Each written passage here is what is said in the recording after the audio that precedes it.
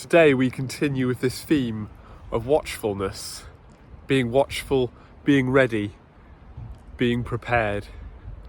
And in this parable today, we think about somebody who goes away, leaves his servants doing their jobs, which we thought about before.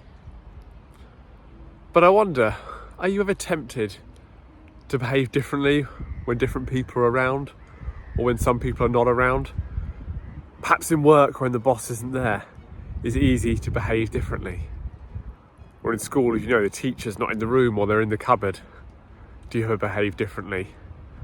Well, today's parable reminds us of the importance of how we behave, and that we could be seen at any time, and we should always be ready.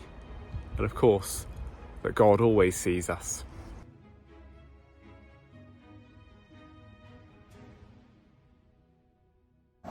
Who then is the faithful and wise servant, whom the master has put in charge of the servants in his household, to give them food and proper time? It will be good for that servant whom master finds him doing it so when he returns. Truly I tell you, he will put him in charge of his possession.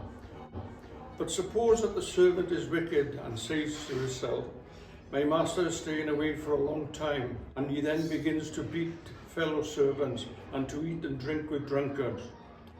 The master of the servant will come one day when he does not expect him at the hour, and he is not aware of it. He will cut him to pieces and assign him to a place with the hypocrites, where there will be weeping and gnashing of teeth. Are we like the faithful servant? The one who did what was right, the one who pleased his master when the master returned and could see what he was doing? Or would we be like the wicked servant who is caught out, not doing what he should be? How are we conducting ourselves? What about if Jesus was to return to this world today? What would he see? We're reminded that God sees all. He knows what we're doing. He always sees us. Let us look to be like that faithful servant, looking to do our best for him. Perhaps think today, how can you serve him? How can you do your best for him?